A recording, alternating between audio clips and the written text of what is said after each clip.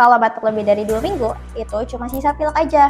Nah, itu namanya mitos ya. Faktanya, kalau batuk lama, apalagi lebih dari 2 minggu, itu bisa berpotensi terkena flek paru atau tuberkulosis. Yang kedua, meskipun batuk udah lebih dari 2 minggu, kalau nggak ada demamnya, berarti aman.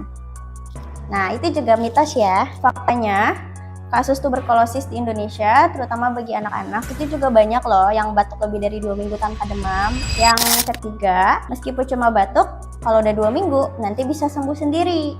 Nah, itu juga mitos. Faktanya, batuk yang berkepanjangan itu nggak bisa sembuh sendiri.